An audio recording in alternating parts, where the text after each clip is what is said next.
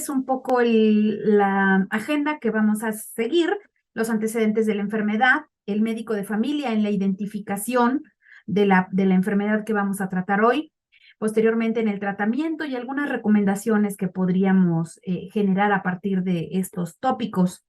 Con respecto a los antecedentes, debemos decir que es muy importante incrementar o agregar este tópico en las actividades de educación continua, porque realmente la enfermedad es joven, tan joven como muchos de nosotros por aquí. Realmente la primera descripción clínica realmente realizada de esta enfermedad, incluida en una revista justamente de medicina de familia, fue en 1976 y entonces había solo algunas ideas, pero quiero destacar algo muy importante. Les presento al doctor Christian Guilleminot. La apnea obstructiva del sueño fue un médico que estuvo en Stanford por muchas décadas y que hizo la primera descripción de esta enfermedad. Reportaba pacientes con ronquidos intensos, con problemas respiratorios durante el sueño, y decía que había muchos detractores, ¿no? Como incluso todavía quizás habrá algunos por ahí que dicen que la apnea no sirve, que son cosas que no tienen sustento. Y por eso es que dice el doctor Guilleminot, aunque existen muchas dudas acerca de los síndromes de apnea del sueño, algunos puntos son muy claros. Su papel como causa de evidentes alteraciones neurocognitivas y cardiovasculares. Entonces podemos ver ya desde la primera definición de la enfermedad una asociación muy clara y que llevó a la descripción de esta enfermedad como causa de estas complicaciones graves. La segunda cosa que me gustaría compartirles es que hasta antes de la era comercial de los dispositivos de tratamiento de los cuales disponemos hoy, muy sofisticados, muy modernos, pues antes de esa era comercial de tratamiento, la única alternativa terapéutica era la traqueostomía, ¿no? Entonces, en casos graves, lo único que se podía ofrecer en aquellos años era la traqueostomía. Y entonces, seguramente nuestros pacientes, si lo supieran, agradecerían que hoy en día se disponga de lineamientos que señalen al estándar de tratamiento un equipo que es totalmente no invasivo. La definición actual de la enfermedad acepta que es una enfermedad crónica, ¿no? Y entonces, ¿qué mejor sitio para abordar cualquier enfermedad crónica de alta prevalencia que en el primer nivel de atención? Es una enfermedad crónica respiratoria que se caracteriza por colapsos repetitivos de la vía aérea superior, es decir, la faringe se nos colapsa, se nos cierra durante el sueño y esto va a ocasionar obstrucción en el flujo aéreo de la respiración y va a tener consecuencias que en este momento vamos a señalar. El sueño se perturba por alertamientos o microdespertares que no permiten un sueño reparador. Es una característica muy importante de la enfermedad. Y bueno, para abordar la enfermedad tenemos que saber qué es lo que pasa. Esto es un gráfico de un flujo respiratorio normal de un sujeto en el que tenemos una exhalación, inspiración normal en un sujeto que tiene la faringe completamente permeable durante el sueño.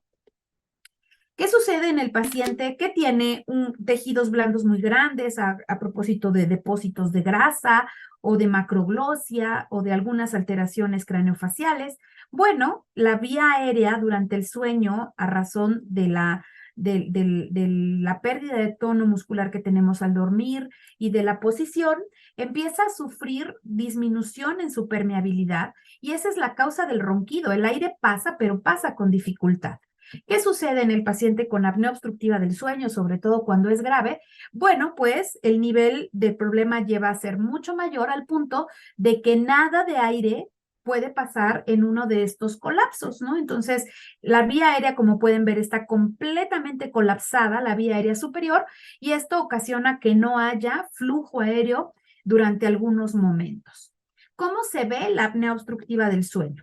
Bueno, este es un registro que les traje. La oximetría es una señal ya hoy en día de uso muy y de dominio muy común en todos los niveles. Y bueno, esta es una oximetría nocturna. Como pueden ver, hay ciertos umbrales en los que los sujetos tienen arriba del 90% parte, pero en cuanto empieza a dormir, observen cómo hay esas caídas intermitentes de desaturaciones y reoxigenaciones en los que cuando alcanza un nivel suficientemente profundo del sueño, los sujetos pueden llegar a tener desaturaciones verdaderamente graves al punto de que, por ejemplo, en este caso, caen incluso por debajo de 80%. Y entonces así se la pasan toda la noche. Como pueden ver claramente, aquí el paciente empieza a dormir, despierto exhibe una saturación normal y nocturno tiene una desaturación intermitente muy importante. Entonces, es importante observar que no todo paciente que tiene unas poquitas apneas está enfermo. ¿Cuánto es lo que se requiere para la definición de la enfermedad? Bueno, pues nosotros hacemos un índice con base en los estudios en los que sacamos cuántas veces por hora de sueño o de registro el sujeto se queda haciendo estas apneas o hipopneas. Y entonces, ¿quién está sano? El que tenga menos de 5 eventos por hora. ¿Quién tiene una enfermedad leve? Aquel que tiene de 5 a 14.9 eventos. ¿Quién tiene una enfermedad moderada? Aquel que tiene de 15 a 29.9. Y aquel que tiene 30 eventos o más de estas desaturaciones, apneas, hipopneas, por hora de sueño de registro, estamos hablando que está grave. El último paciente que acaba de salir de mi consultorio hace 5 minutos tenía 72 eventos por hora, o sea, más de 2 veces, más de una vez por minuto, ¿no? Es decir, casi 2 veces en algunas proporciones. Ok, ya dijimos que la faringe se colapsa, que las desaturaciones suceden, pero ¿cuál es la verdadera importancia de esta enfermedad? Pues en el sujeto que las padece, hay otros mecanismos intermediarios, ¿no? Como ya lo observamos en la diapositiva previa, hay un fenómeno de hipoxia intermitente y entonces esto va a llevar a algunos otros mecanismos biológicos de daño, ¿no? Por ejemplo, esa reoxigenación va a generar un desbalance del óxido de reducción, generando un estado de oxidación permanente que ya sabemos que tiene mucha importancia en la reactividad vascular. Otra de las cosas es que a razón de la obstrucción de la vía aérea superior, las presiones que se generan para intentar respirar, que generalmente andan alrededor de -2, -3, para generar el flujo inspiratorio, en el paciente con apnea obstructiva del sueño puede llegar a alcanzar hasta más de -50 centímetros de agua, ¿no? Entonces quiere decir que estamos generando una presión negativa muy importante sobre un tórax cerrado que obviamente contiene vasos sanguíneos, que tiene todas las cavidades cardíacas, y entonces esto puede ocasionar también alteraciones en el funcionamiento de llenado, precarga y poscarga del corazón. Y la otra, bueno, es la fragmentación del sueño. Desde la definición dijimos que el sujeto a razón de estos eventos respiratorios va a tener microdespertares que van a fragmentar el sueño con el motivo de sobrevivir, ¿no? El cerebro dice, despierto, respiro bien, dormido no, pues me voy a estar alertando cada que este evento suceda. Y entonces esa es la respuesta a la pregunta de los pacientes muy común que dicen, ¿me puedo morir en una apnea del sueño? La respuesta es que si su cerebro es lo suficientemente sano para defenderse, pues va a estar fragmentando el sueño. Sin embargo, esto tiene un costo. Hay activación simpática, se desencadena un estado proinflamatorio, hay estrés oxidativo, disfunción endotelial, hipercoagulabilidad, alteración metabólica en el metabolismo de los carbohidratos y de los lípidos, cambios neuroendocrinos y hemodinámicos, que todos ellos en conjunto a través de estos mecanismos de daño van a generar las temidas complicaciones relacionadas a la apnea del sueño, que son principalmente eventos cardiovasculares y cerebrovasculares, como hipertensión arterial, sistémica y pulmonar, predisposición a EBCs, arritmias, sobre todo fibrilación auricular, cardiopatía isquémica, insuficiencia cardíaca y tromboembolismo. Hay efectos metabólicos, neoplásicos, neurocognitivos, y otro de los más importantes directamente relacionados a la fragmentación del sueño y que el sujeto no descansa es el riesgo de accidentes, tanto de vehículos automotores como de accidentes laborales, ¿no? De ahí la importancia de todos estos mecanismos de daño, porque son los que nos van a ligar hacia las complicaciones de salud de los pacientes. Como pueden ver, las primeras causas de mortalidad en el mundo están incluidas aquí, ¿no? Las primeras causas de mortalidad en personas jóvenes son estas, ¿no? Accidentes, etcétera. Entonces, bueno, es una enfermedad a la que hay que atender para poder abordar todas estas causas de mortalidad. La segunda parte importante de la enfermedad es la cantidad de pacientes que existen. Estos son los primeros datos generados por ahí de los 90, y estas son algunas de los otros datos más recientes. El último trabajo generado en Salud de Medio Camino reportó que 1 de 4 adultos mexicanos tiene una elevada probabilidad de padecer apnea obstructiva del sueño. Y ojo, pues ese es el motivo de la importancia de esta charla con este objetivo, ¿no? A esta población. ¿Por qué? Pues porque desde los sitios de alta especialidad o de especialidad no podemos abordar un problema de tales dimensiones. Necesitamos que el médico de familia esté entrenado en la identificación, en el seguimiento de los pacientes, porque la cantidad de pacientes que hay realmente es abrumadora. Hay que aceptar que los leves moderados son una buena proporción y que realmente tienen menor impacto sobre su salud, pero los graves, que siguen siendo muchos, son nuestro principal objetivo y deben ser abordados por todos los niveles de atención. Entonces, ¿cómo se identifica la apnea obstructiva del sueño? Bueno, pues la sospecha clínica podríamos integrarla como la primera parte, ¿no?, del diagnóstico de estos pacientes. Entonces, podríamos dividir la sospecha clínica en algunos síntomas nocturnos. Aquel paciente que exhibe ronquido habitual, es decir, casi diario, estridente, que molesta al compañero de cama. Las apneas presenciadas, así se le conoce el síntoma que refiere el paciente o el familiar del paciente, es: doctor, es que me preocupa que el paciente, de pronto, que mi familiar se queda sin respirar y luego hace como que se ahoga. Esas se llaman apneas presenciadas o ahogos durante el sueño. Son un dato muy fiel de que la sospecha clínica puede ser muy cercana al diagnóstico. También tienen nicturia, diaforesis o reflujo como manifestaciones relacionadas a la fisiopatología de la enfermedad.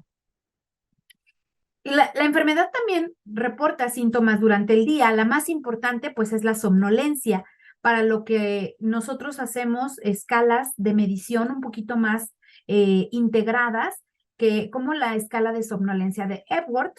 La fatiga, la cefalea matutina son los 3 principales síntomas diurnos que tiene el paciente. Sin embargo, también alteraciones de la concentración, alteraciones de la libido, del ánimo y de la destreza son manifestaciones que comúnmente acompañan a la apnea obstructiva del sueño. De la exploración física, la obesidad es uno de los factores principales de riesgo. Sin embargo, sobre todo la obesidad central, que se manifiesta por una circunferencia de cuello de más de 40 centímetros en el hombre y 38 centímetros en la mujer, está estrechamente relacionada al riesgo de tener apnea obstructiva del sueño. Amígdalas hipertróficas, micrognatia, retrognatia o implantación baja del deltoides, como en este caso, son algunos otros factores de riesgo que podemos identificar en la exploración física. Sin embargo, bueno, pues ya establecimos cuáles los datos clínicos que nos pueden hacer sospechar. Sin embargo, ¿es suficiente el establecer el diagnóstico clínico? Es decir, ¿solo con identificar al paciente podemos ya establecer tratamiento? Pues la verdad es que la historia clínica la mayor parte de las veces es insuficiente. En áreas de especialidad tiene una sensibilidad del 62% y una precisión diagnóstica del 70%, ¿no? Entonces, ¿cómo se puede hacer el diagnóstico clínico un poco más eficiente? Bueno, pues como se hace no solamente en esta enfermedad, sino en muchísimas. Aplicar escalas de riesgo clínico que nos puedan ayudar a identificar a qué pacientes se pueden mandar a estudiar. ¿Por qué? Pues porque, como ya lo dijimos, estos síntomas pueden ser muy frecuentes, pero se tiene que seleccionar y priorizar a qué pacientes se les va a mandar a hacer el estudio. Y entonces, bueno, hay herramientas ya desarrolladas hace bastantes años. El cuestionario de Berlín es uno de los más validados en todas las poblaciones. Fue desarrollado en 1996 y es un pequeño cuestionario que integra algunas preguntas y que tiene 3 categorías. Se divide en 3 categorías: aquellas que están dirigidas hacia los síntomas nocturnos, aquellas que están dirigidas hacia los síntomas diurnos y aquellas condiciones que son de alto riesgo de la enfermedad, como el tener obesidad de acuerdo con los índices sugeridos por la Organización Mundial de la Salud, con el índice de Quetelet de más de 30 de índice de masa corporal, o que el paciente tenga hipertensión arterial sistémica. ¿Qué paciente tiene alto riesgo de tener apnea obstructiva del sueño? Aquel que tenga dos categorías positivas, sean las dos de los síntomas o bien una de síntomas y una comorbilidad de riesgo, ¿no? Y entonces, esa es una de las herramientas de predicción clínica. La otra también es conocida como SACS, no es tan difundida como el cuestionario de Berlín o el Stop Bank. Sin embargo, ¿por qué me gusta mucho? Porque es muy sencilla de aplicar y de recordar. Como verán, en el Berlín necesitamos la escala, tenemos que tener ahí el cuestionario, ¿no? Y entre esos cuestionarios y todos los que los médicos tenemos, pues no nos alcanzaría el bosque de Tlalpan para generar cuestionarios. Entonces, ¿qué es lo que podemos aplicar? Bueno, el índice que también basa su riesgo en la circunferencia de cuello. Y entonces, a la circunferencia de cuello en centímetros, le vamos a sumar 4 puntos si el paciente tiene hipertensión, 3 si ronca habitualmente, más de 5 noches a la semana, o si alguna vez le han observado apneas presenciadas, ¿no? Y entonces, si tenemos menos de 43 puntos, la probabilidad de que tenga apnea obstructiva del sueño es baja. Si tenemos entre 43 a 48 puntos, la probabilidad es intermedia porque la razón de Momio se nos va de 4 a 8. Y la probabilidad es alta cuando tenemos más de 48 puntos en el índice de SACS o de circunferencia ajustada, de cuello ajustada, ¿no? Y esto significa que este paciente tiene 20% de probabilidades de tener apnea del sueño en comparación con alguien que tiene baja probabilidad. La sensibilidad es bastante buena, la especificidad pues es malona, pero debemos recordar que estas son escalas de predicción clínica, ¿no? Vamos a ir a hacer al final el diagnóstico. Aquí tengo un cuadro con las características y el desempeño diagnóstico de cada una de las escalas de predicción clínica que se han generado. Quiero señalar que la escala de Epworth, alguna vez a alguien se le ha ocurrido usarla como para diagnóstico o predicción clínica de la apnea. No, la escala de Epworth es muy útil, pero es una escala para evaluar somnolencia, es decir, qué paciente tiene más sueño, que lo predispone obviamente a accidentes. Y entonces, esa escala de somnolencia no desahucia su valor de corte es de más de 10 puntos para identificar qué paciente tiene somnolencia excesiva. La pueden encontrar de libre distribución y traducida al español, prácticamente libre en la red. Una vez que ya establecimos que hay un factor de riesgo y que ya seleccionamos nuestra herramienta de predicción clínica, la que quieras, pero estableciste un riesgo en el paciente, aquellos de probabilidad moderada alta tendrían que estudiarse. Y entonces, ¿cuál es el estudio? El estándar de referencia es nuestra polisomnografía. Es un estudio que a los especialistas en sueño nos encanta, pero es, como verán, complejo, es colección de muchas señales simultáneas, electroencefalográficas, respiratorias, de movimiento, de tono muscular, y bueno, es el estándar de referencia. Sin embargo, bueno, pues el estándar de referencia no precisamente se tiene que aplicar en todos los pacientes, además sería imposible. Entonces, bueno, sigue siendo el estándar de oro, sobre todo para casos complejos. Sin embargo, bueno, pues hay algunas otras alternativas. Como ya vimos, los pacientes en riesgo son muchísimos. Y entonces, el problema ha sido tan grande que ya la tecnología nos pone en las manos la posibilidad de hacer estudios diagnósticos fiables a través de monitoreos más portátiles. Como pueden ver, aquí ya tenemos a un sujeto que solo tiene 3 señales: el flujo, el movimiento y la oximetría. Y entonces, en vez de obtener todo el montón de señales que teníamos en la polisomnografía, este tipo de estudios nos da esto. Como pueden ver, aquí también se pueden ver muy claras las alteraciones respiratorias. Este es el flujo en donde vemos que se anula con persistencia del esfuerzo respiratorio y con desaturaciones, lo que significa que aquí el paciente está haciendo apnea, apnea, apnea, apnea, apnea, ¿no? Y entonces los monitores portátiles en la inmensa mayoría de los pacientes con sospecha de apnea obstructiva del sueño podrían ser una buena alternativa. ya tienen evaluaciones clínicas, ¿no? Y está también demostrado costo-beneficio que son bastante eficientes. Básicamente hacer un monitoreo en casa, nos cuesta la tercera parte que hacer una polisomnografía en un laboratorio, que además somos muy pocos los laboratorios disponibles en México y sobre todo desde la institución pública. Bueno, y entonces, resumiendo, ¿cuál es el algoritmo diagnóstico? Bueno, les presento la actualización de las guías de práctica clínica que hicimos en el 2021. Se nos vino una pandemia, pero aprovechamos el tiempo para hacer una guía de práctica clínica. Y entonces, nuestro foco justamente está dirigido a la identificación en el primer y nivel segundo, en el primer y segundo nivel de atención médica. Y entonces, ¿cuáles son nuestras sugerencias? Bueno, si tú tienes un paciente con un cuadro clínico o factores de riesgo para apnea obstructiva del sueño, pues lo mejor es que fundamentes tu sospecha clínica en una escala de riesgo, ¿no? Como las que te presenté, la que quieras. Circunferencia de cuello ajustada, cuestionario de Berlín, stop bang, NOSAS, la que quieras utilizar. Y establezcas el riesgo que tiene el paciente. Si el paciente tiene riesgo alto o moderado, pues entonces es un buen sustento para que solicites un estudio de sueño.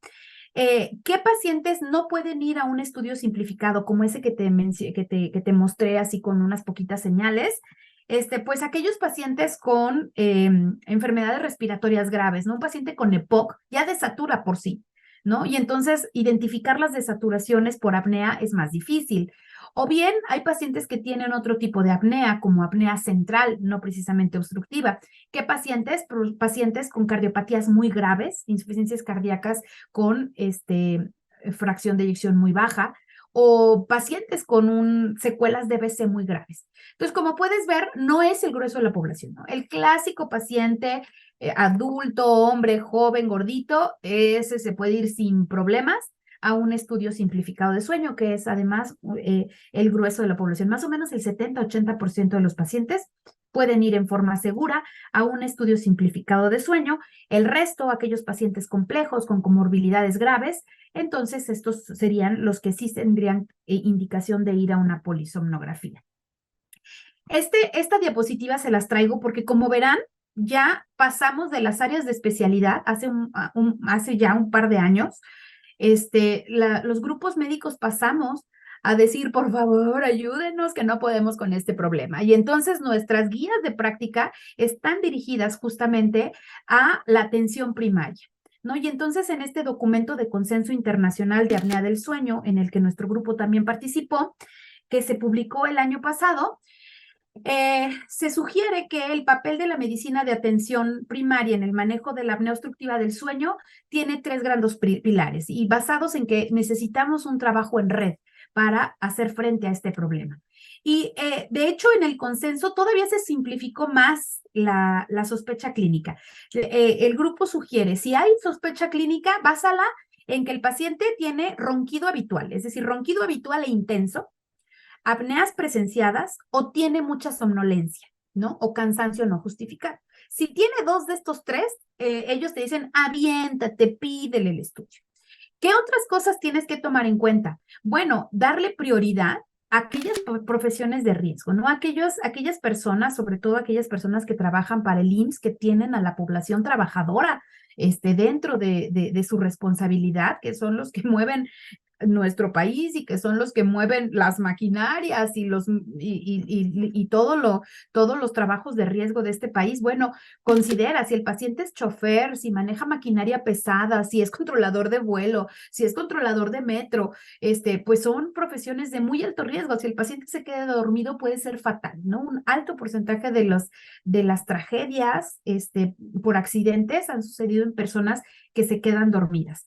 Aquellos pacientes que ya tienen insuficiencia respiratoria o que la somnolencia es muy incapacitante. Recientemente tuve un paciente que de plano ya no podía trabajar, se quedaba dormida en cada junta, ¿no? Y entonces era urgente que a lo mejor no tenía la hipertensión descontrolada y demás, pero el sueño estaba afectando demasiado su calidad de vida.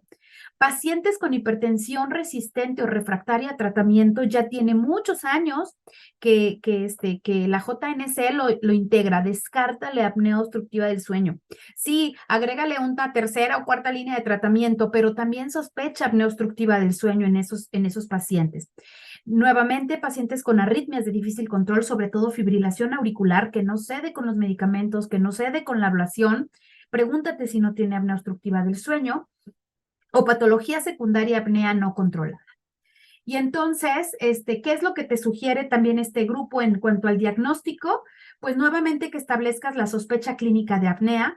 Si te vas a una alta probabilidad, lo que te sugiere es vete a un estudio de sueño, incluso con un análisis automático. Si te sale con un IAH arriba de 20, el paciente es indiscutible que tiene apnea obstructiva del sueño y entonces ya lo puedes derivar preferentemente a tratamiento. ¿Quiénes se derivan a nivel especializado? Aquellos pacientes que se quejan de algún problema de sueño, pero tienen baja o intermedia probabilidad de apnea del sueño, enfermedad cardiopulmonar inestable, sospecha de otros trastornos de sueños que justifiquen la clínica. Por ejemplo, un jovencito que se queda dormido, que tiene cataplegia, pues a lo mejor tiene narcolepsia, no apnea del sueño, ¿no? Esos sí van derechito al área de especialidad.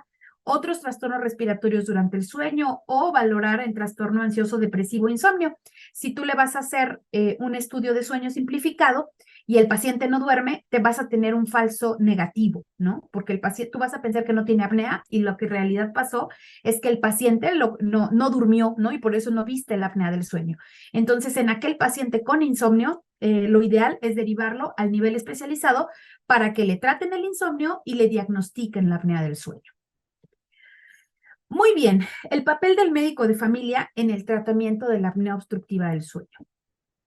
Y entonces, primero, estemos de acuerdo en una cosa. La primera línea de tratamiento y el estándar actual es el equipo de CPAP, presión positiva continua en la vía aérea. Está presente en todas las recomendaciones prácticamente del mundo. Todo el mundo tenemos ese estándar. ¿Que hay otras líneas de tratamiento? Sí, pero no son ni el estándar ni se pueden manejar fácilmente con los recursos del primer nivel de atención. Y entonces, primero tenemos que definir qué es un CPAP, ¿no? Un CPAP, si ustedes lo piden, si el paciente carga su CPAP a su clínica, van a observar que tiene algo como esto. Un equipo, esto es uno de los más comunes, de los mejores, por cierto, que tiene un equipo que en su interior tiene una turbina para jalar aire del ambiente, a través de la turbina presurizarlo, como hacen las turbinas de los aviones. Después lo transfiere a un depósito al que se le coloca agua para humidificar y calentar el aire, para que el paciente con ese aire a presión no se lesione la mucosa nasal. Este sistema va a transmitir al paciente a través de una manguera o circuito a una mascarilla que es la que se va a pegar a la cara del paciente. El agua es indispensable para hacer que el sistema de humedad y calor sea eficiente y casi todo viene en una maletita. Así luce un CPAP. Y así se lo coloca el paciente. Hoy en día son bastante silenciosos. Les cuento una historia que nos llena de orgullo. De los primeros CPAPs que se hicieron en México fueron artesanales porque fue antes de la era comercial y el fundador de nuestra clínica, el doctor Rogelio Pérez Padilla, dijo, ¿cómo voy a tratar a los pacientes? Ya los estoy identificando. Y entonces lo que hacía era pedir una aspiradora al paciente y una caja de pesca. Y entonces en la caja de pesca metía y amortiguaba lo que podía con FOAMI el ruido, y entonces ponía a la inversa la aspiradora y lo graduaba de acuerdo a la presión que necesitaba el paciente. Imagínense qué graves eran los casos que las esposas preferían dormir con un motor de aspiradora al lado que con el ronquido del paciente. Gracias a Dios, la era comercial ha cambiado radicalmente este tratamiento. Hoy en día ya es muy sofisticado. Incluso ya casi va a ser como un estatus, ¿no? El usar CPAP hoy en día es estar a la moda. Si el presidente Biden lo hace, pues que nosotros también lo tengamos, nos da estatus. Y bueno, las mascarillas son cada vez menos invasivas, ¿no? Hay algunos pacientes que son candidatos a mascarillas de mínimo contacto, como las almohadillas, solo que son pacientes que tienen que tener presiones bajas de tratamiento, ¿no? ¿Qué es lo que hace un CPAP? Bueno, Espero que logren ver, identificar estos gráficos que ya tienen mucho tiempo. Es un trabajo muy lindo que se generó a través de sueño inducido. Aquí tenemos a un paciente despierto, respirando al aire ambiente en la fase expiratoria, que es la fase de mayor colapso durante el sueño. Tenemos aquí donde tengo mi señalador rojo, estoy señalando el área de sección transversa de la faringe, ¿no? A través retrolingual, a nivel retrolingual. Y entonces vean cómo este paciente, una vez que se le induce el sueño, es farmacológicamente, ¿verdad? Pues no esperaron a que en la resonancia el paciente se durmiera, indujeron sueño farmacológicamente y vean cómo el área de sección transversa disminuyó ostensiblemente tanto en su diámetro anteroposterior como lateral, ¿no? Y entonces, obviamente, el aire que entra por aquí se va a ver mucho más limitado en esta circunstancia. Y esta tercera imagen de resonancia magnética fue realizada bajo CPAP. El paciente dormido, nuevamente farmacológicamente, con Propofol le colocan la mascarilla de CPAP nasal y vean cómo los diámetros se recuperan e incluso el lateral, en este caso, es incluso hasta mayor que en la situación de despierto. Y entonces dijeron, bueno, este es el principal mecanismo a través de que actúa un CPAP, es dar aire a presión para que la vía aérea no se colapse durante el sueño y se mantenga como una férula de aire, ¿no? Y entonces, en el momento en que el paciente quiera respirar, no se encuentre el colapso y pueda respirar libremente y sin obstrucción. ¿Cómo se inicia el tratamiento con CPAP? Bueno, no todos los pacientes son iguales, algunos necesitarán menos presión que otros, ¿no? Generalmente las presiones terapéuticas, la opción, el rango va de 4 a 20 centímetros de agua. Casi todos van a quedar por ahí de 10, entre 10 y 12. ¿Cómo se hace la titulación manual por polisomnografía? Bueno, pues conectas al paciente con todo lo que ya te mostré, le pones un CPAP y vas incrementando la presión para ver en qué momento se corrigen los eventos. Esto se hace en un laboratorio, es muy costoso, es complejo, es cansado. Y hoy en día, pues prácticamente esta es nuestra mejor alternativa. Hay equipos de tratamiento que hacen un análisis del flujo del paciente. Y entonces el paciente se los coloca, se va a dormir, el equipo empieza con una presión bajita, la mínima presión terapéutica es 4, y entonces si el paciente empieza a hacer apneas, el equipo sube la presión. El paciente empieza a seguir, o a pesar de esa presión, sigue haciendo apneas o hipopneas, el equipo vuelve a subir la presión y vuelve a subir la presión hasta que regulariza el flujo respiratorio del paciente, a lo que se le conoce como auto-CPAPs o CPAPs automáticos. ¿Qué es lo que hacen esto? Vean cómo aquí hay muchas desaturaciones, alteraciones en el flujo del paciente y la mascarilla tiene presiones de 4. Cuando el CPAP empieza a trabajar, empieza a subir las presiones y como pueden ver va regularizando el flujo del paciente y con eso se quitan las desaturaciones y las fluctuaciones cardíacas. Y entonces funcionan bastante bien los equipos de titulación. Son solamente para apnea obstructiva del sueño y se tiene que seleccionar una presión mínima y una presión máxima. Estos equipos no son de utilidad, una de dos, o para titular la presión que necesita, obviamente yo ya sé que el paciente necesita más o menos esta presión para regularizarse, y entonces le prescribo un CPAP fijo al paciente, o bien lo dejo con un tratamiento automático para siempre. Es un poquito más costoso, pero también es bastante útil y cómodo. Son muy eficientes. La apnea es una enfermedad crónica y entonces, de acuerdo a todos los lineamientos, tanto nacionales como internacionales, hay que tener un régimen de seguimiento de los pacientes, ¿no? Entonces, una vez que se inició el tratamiento de los pacientes, hay que darles un seguimiento como en cualquier enfermedad crónica, ¿no? Afortunadamente, la enfermedad cambia menos, ¿no? Cambia menos que el diabético que se descontrola, que el hipertenso que se descontrola, salvo que el paciente cambie, fluctúe mucho de peso, eso es lo que sí. Y entonces, ¿qué es lo que requerimos? Bueno, que el paciente lo use y lo use bien para que reciba los beneficios del tratamiento. Y entonces, ¿cuándo se considera buen cumplimiento? Aquel que utiliza por lo menos 4 horas, 5 días a la semana o el 70% de una semana, ¿no? ¿Cuáles serían los objetivos del seguimiento de la apnea obstructiva del sueño? ¿Qué es lo que tengo que verificar? Que todos los, por ejemplo, todos los médicos de familia del sistema del Seguro Social tienen que llevar el seguimiento de estos pacientes? Bueno, pues primero hay que saber si el paciente se apega. Afortunadamente el tratamiento es muy chismoso y entonces a través de las tarjetas que están integradas a la memoria del equipo, nos da un reporte de cómo lo ha estado utilizando el paciente. Apego o adherencia es uno de los principales objetivos. La segunda es la eficacia. ¿Está siendo eficaz el tratamiento que está recibiendo el paciente? La tercera, ¿el paciente ya se regularizó de los síntomas o todavía sigue teniendo sueño o todavía sigue roncando o todavía sigue teniendo problemas? Y bueno, uno de los factores que más impactan en el cambio en el tratamiento, pues son los cambios de peso, ¿no? Y entonces son todos estos objetivos los que tenemos que establecer durante el seguimiento de un paciente con apnea obstructiva del sueño. El apego y la eficacia los podemos obtener del software. Generalmente nos dan condensados como esto. Y entonces, como ya dijimos, se acepta que por lo menos lo use 4 horas.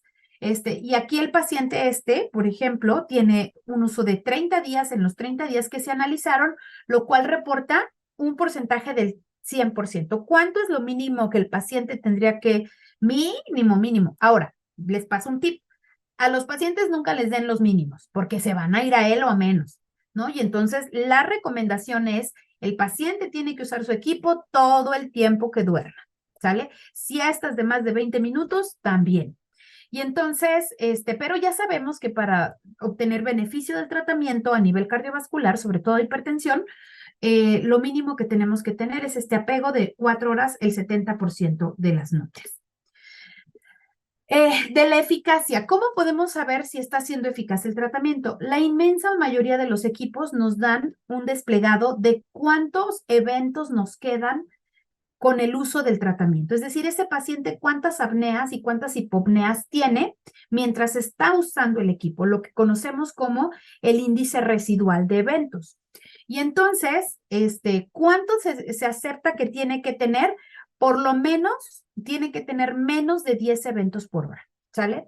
¿Por qué 10 si la enfermedad es para diagnosticarse es con 5? Ah, pues porque se ha visto que con un IH de menos de 10 se disminuye ostensiblemente la persistencia de la hipertensión y de los desenlaces cardiovasculares. Entonces, bueno, si este paciente, la verdad es que los equipos son muy buenos hoy en día y las titulaciones no son malas, y entonces, pues la inmensa mayoría de los pacientes andan como ¿no? En óptimos tratamientos. Pero, sin embargo, si tiene algunas apneitas, si tiene apneas por el tratamiento, lo ideal es que se queden por debajo de 10 eventos por hora. Aquel paciente que tiene muchos eventos y sobre todo si tiene sueño, tiene que ser referido para reevaluación en el área correspondiente a trastornos del sueño. De los síntomas, ¿cuál es el primero que tenemos que identificar? ¿Cómo va la somnolencia? ¿El paciente ya mejoró la somnolencia o tiene todavía lo que nosotros conocemos como somnolencia residual? ¿Qué es somnolencia residual? Aquel paciente que está usando bien su equipo, que está siendo eficaz, es decir, su residual es bajo, pero tiene todavía sueño por arriba de 10 puntos en la escala de somnolencia de Epworth. Aquí les presento, tienen unos cuantos segundos para hacer su propia evaluación. Si tienen mucho sueño, pregúntense si tienen sueño insuficiente o si tienen probabilidad de tener apnea obstructiva del sueño. Y entonces, ¿cómo tienen que estar los pacientes que ya utilizan CPAP? Menos de 10 puntos. Entonces, el número mágico es 10. Menos de 10 eventos por hora en el residual, menos de 10 puntos en la escala de somnolencia de Epworth. ¿Qué más tenemos que observar? Bueno, cambios de peso. ¿En qué momento empiezo a considerar que a lo mejor el tratamiento ya no está siendo eficiente? Cuando el paciente cambia más del 10% del peso corporal.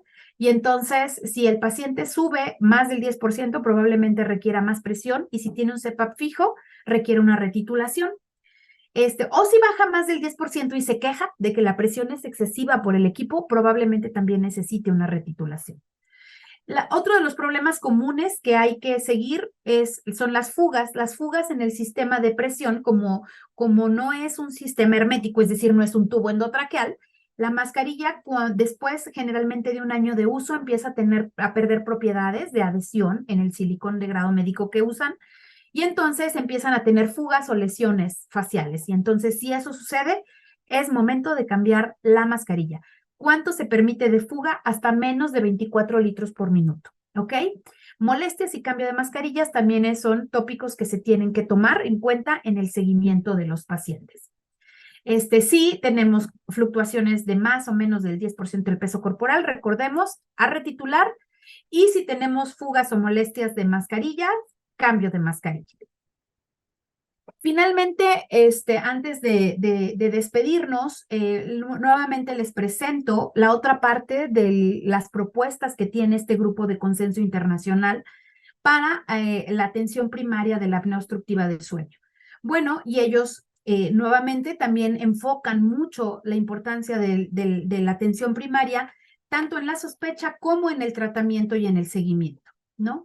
Y entonces lo que nos indican es, bueno, a ese paciente trátale todas las comorbilidades, pero dales también medidas higiénico-dietéticas, tanto de higiene de sueño como de apnea obstructiva del sueño, e identifica si el paciente es un paciente bien cumplidor, es decir, usa bien su equipo, no tiene problemas. Tratar los efectos secundarios leves, es decir, si tiene problemas de sequedad nasal, a lo mejor un esteroide nasal, lavados nasales con solución salina, cambiar la mascarilla, son alternativas, pero tendríamos que volver a remitir a un segundo nivel o tercer nivel si ese paciente ya iba bien y de pronto nuevamente vuelve a tener somnolencia excesiva, vuelve a roncar. Si el paciente está incumpliendo o no tolera el equipo, a lo mejor requiere valoración por otorrino, ¿no? Porque una desviación septal le está haciendo la vida miserable en el uso del CPAP. Efectos secundarios moderados a graves, por ejemplo, hay pacientes, ¿no? Que tienen problemas de disfunción de motilidad esofágica muy importante, esfínteres completamente abiertos, tragan mucho aire, etcétera. Probablemente sean candidatos a valoración por gastroenterología o por neumología, o cambios de pesos considerables, como ya lo mencionó. No es raro que el paciente rechace utilizar el CPAP. Bueno, el paciente tiene derecho a cambiar de opinión, ¿no? Entonces, si el paciente desea iniciar tratamiento con CPAP, bueno, pues nuevamente se retoma el caso. Ya seguramente no será necesario estudiarlo, a menos que haya perdido 30% del peso corporal, ¿verdad? Si no, la apnea, créanmelo, ahí va a estar. Entonces, si el paciente tenía apnea, no quiso tratamiento, que dice mi mamá que siempre sí, bueno, pues es su derecho y tendríamos que volver a remitirlo bajo, pues por lo menos que prometa que sí va a recibir el tratamiento en esta ocasión, ¿no? Bueno, aquel paciente que dijimos que tiene una apnea leve y no requiere tratamiento, a lo mejor podría requerir una revaloración si incrementa la somnolencia excesiva diurna o si tiene una enfermedad cardiovascular descontrolada, ¿no? Hipertensión, arritmias, o se infarta, pues probablemente sea momento de revalorar si la apnea obstructiva del sueño, deba ser nuevamente reevaluada. Y pues obviamente para control de todas las comorbilidades. Una de las comorbilidades más comunes pues es obviamente descontroles de tiroides, problemas cardiovasculares, todo ese tipo de cosas, bueno, pues se remitirían a la especialidad correspondiente. Bueno, pues como pueden ver, la apnea obstructiva del sueño es un problema que requiere de atención en todos los niveles de nuestro sistema de salud. El reconocimiento de la enfermedad debe iniciar. Todos los pacientes están ahí en el primer nivel de atención.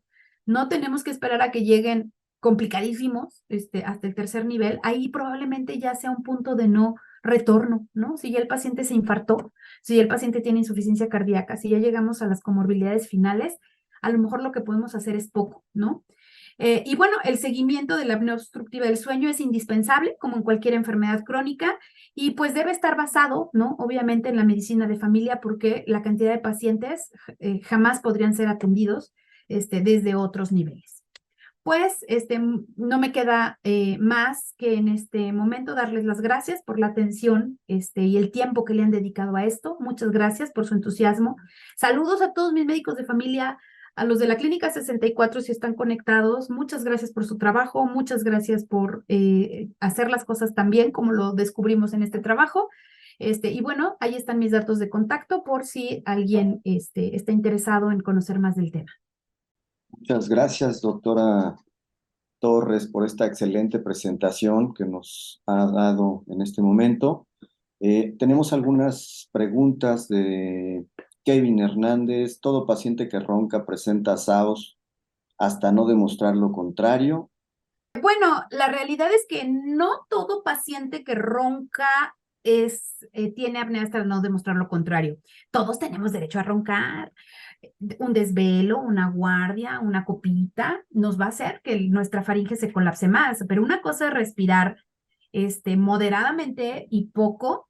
Y otra cosa, aquel paciente que ronca más de 5 noches a la semana, 5 noches o más a la semana, y lo hace en forma estridente, híjole, yo diría que ese sí tiene apnea hasta no demostrar lo contrario, ¿no? Pero es un ronquido intenso y muy frecuente. Gracias, doctora. Irma Vera pregunta, ¿qué hay del uso de modafilino para los pacientes con sueño diurno o el uso de somníferos como Solpidem o quetiapina o algunos antidepresivos somníferos?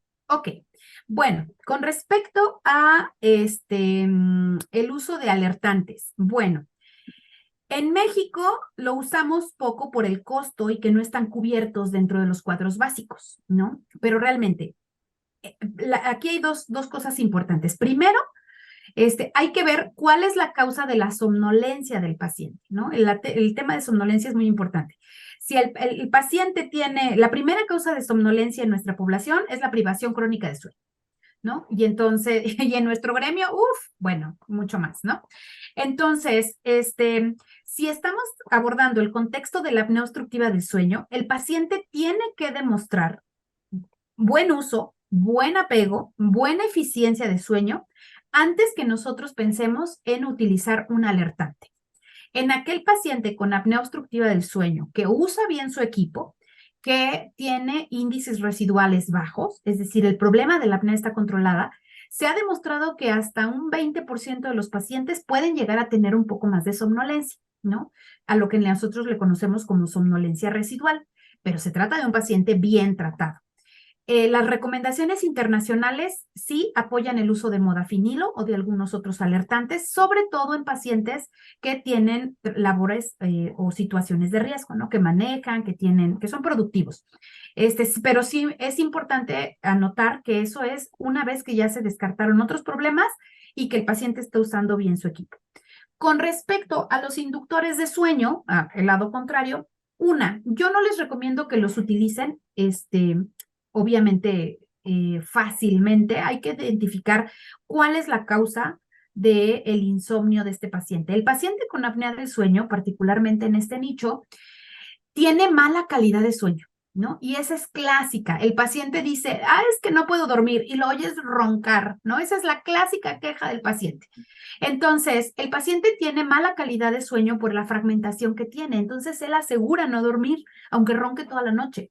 Y entonces lo que tiene es fragmentación de sueño, no insomnio, mala calidad. ¿Qué es lo que yo recomiendo? A reserva de que sí sea un problema de insomnio grave, inicia el tratamiento del CEPAP. La inmensa mayoría de los pacientes graves van a decir, ¡ay! He dormido como nunca, ¿no?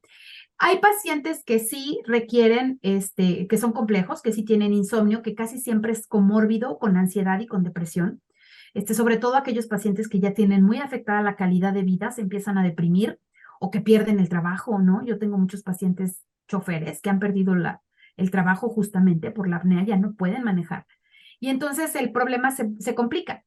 Y en ese caso, sí sería bueno utilizar un antidepresivo, pero pues yo creo que si es un problema complejo, sí es un buen paciente para hacer la referencia a un área especializada en medicina del sueño.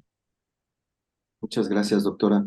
También preguntan el impacto del ejercicio en SAOS. ¿Cuál sería el impacto? Bueno, el impacto del ejercicio en apnea es tan favorable como en cualquier otra condición crónica, ¿no? Relacionada a problemas de obesidad, de demás. Siempre vamos a recomendar que el paciente tenga buen control de peso, ejercicio y nutrición adecuada, pero seamos honestos. La mayor parte de los pacientes, esa es una estrategia que tenemos que dar obligadamente por el impacto benéfico que tiene, pero en forma aislada, si el paciente no tiene un impacto importante en el peso, etcétera, realmente para la enfermedad del paciente va a seguir necesitando su tratamiento estándar, ¿no? Entonces, evidentemente es una recomendación que se puede hacer. Respecto a programas específicos de rehabilitación indicados hacia los pacientes con apnea obstructiva del sueño, nuevamente pues están eh, diseñados para entrenar vía aérea superior o diafragma. La aportación es realmente pobre, sobre todo en casos graves, ¿no? Es una buena recomendación que la gente haga ejercicio, siempre se va a recomendar en el ámbito de la salud, en el sistema de salud. Sin embargo, si el paciente tiene apnea del sueño grave, mientras la tenga, lo que necesita es CPAP y todas las medidas higiénico-dietéticas correspondientes.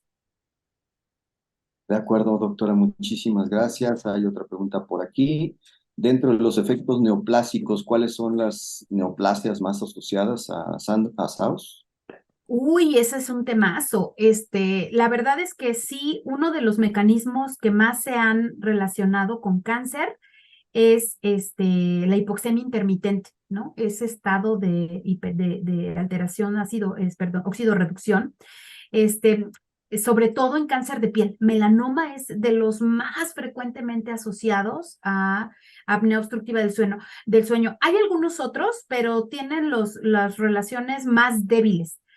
Pero sí, sobre todo melanoma, cáncer de piel, tanto in vitro como en estudios epidemiológicos, la asociación es abrumadora, ¿no? Es abrumadora y bueno, pues se prevé que también en ese comportamiento pueden tener en otros escenarios, ¿no? Muchas gracias, doctora. Pues ya estamos sobre el tiempo, siguen llegando algunas preguntas. Dice, ¿el tipo de demencia que desarrollan estos pacientes sería demencia vascular o Alzheimer? No, realmente tienen impactos que no integran propiamente un cuadro demencial, la inmensa mayoría. Tienen deterioros, sobre todo en la consolidación de la memoria, en la memoria de trabajo, es decir, no aprenden, no consolidan porque no duermen bien, ¿no? Y entonces, más bien los déficits observados no integran como tal un cuadro de demencia.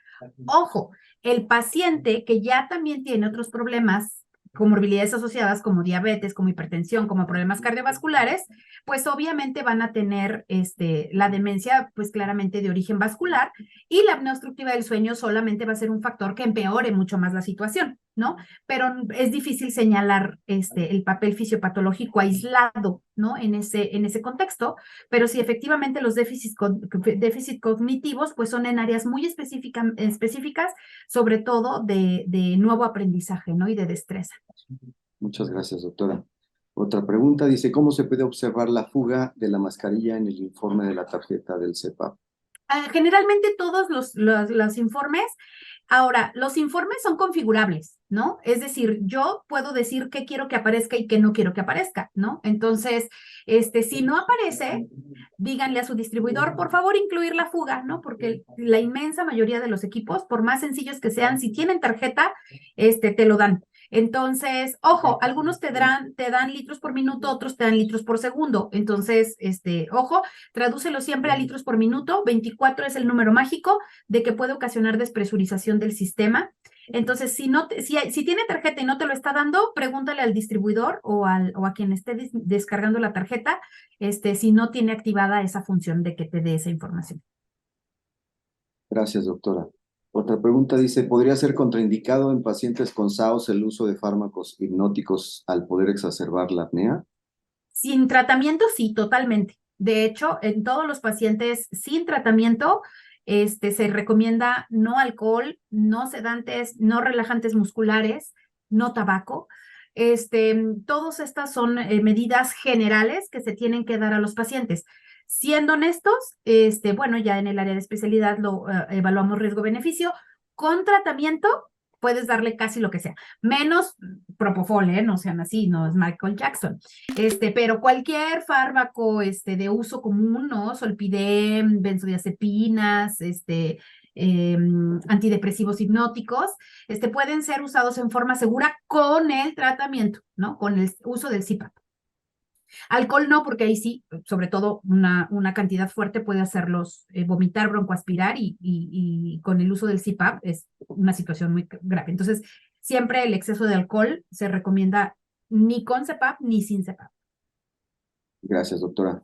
Estos pacientes necesitan tener monitoreo hemodinámico, gasométricamente, y cada cuánto se debería de hacer. Bueno, realmente, el más que monitoreo hemodinámico, pues es evaluar su estado de salud cardiovascular, como en cualquier paciente adulto con enfermedades crónicas, ¿no? E identificar que la presión esté controlada, nada más, básicamente. El paciente con apnea obstructiva del sueño, que yo le llamo vulgaris, una apnea obstructiva del sueño simple, no tiene por qué desaturar, ¿no? No tiene por qué estar hipoxémico diurno. Hay un paciente mucho más grave y complicado que tiene apnea muy grave que se llama síndrome de hipoventilación obesidad. Ese paciente es un poquito más complejo, es como el extremo del espectro de la apnea obstructiva del sueño. Y sí es el área de neumología quien idealmente debería identificar y seguir esos pacientes. El paciente, ese es un punto muy importante que tocaron, si tiene apnea, solo apnea, no tiene por qué tener hipoxemia diurna. El problema es respiratorio durante el sueño, ¿no? Entonces, si tiene hipoxemia diurna, algo más tiene, mándalo con el neumólogo. Muchas gracias, doctora. Pues con esto concluimos la sesión de preguntas. Llegan muchas felicitaciones de la unidad familiar número 64, de la unidad familiar número 68. Muchas felicitaciones, saludos desde Veracruz. Tenemos más de 80 puntos simultáneos de conexión de los diferentes estados de la República Mexicana y de otros países como Ecuador, Perú, Colombia, Argentina, Nicaragua, entre otros. Pues doctora, no nos queda más que agradecerle por su excelente presentación nuevamente. La esperamos contar nuevamente en futuras conferencias, en estos foros de actualización para médicos del primer nivel de atención, sobre todo, pero también para el personal de salud interesado en estos temas tan importantes. Pues gracias, gracias a todos y nos vemos dentro de 2 meses. Sin embargo, acuérdense que todos los miércoles estamos transmitiendo nuestra sesión general a través del canal de YouTube. Asimismo, en marzo tendremos el Día Mundial del Así Sueño. es. La Ujú. doctora Marta Torres es la titular de este evento también. Y estén pendientes de nuestras redes sociales para que estén perfectamente enterados de todos los eventos académicos que se desarrollan a través de este Instituto Nacional de Enfermedades Respiratorias. Pues muchas gracias a todos y hasta pronto. Gracias, doctora. Gracias, hasta luego.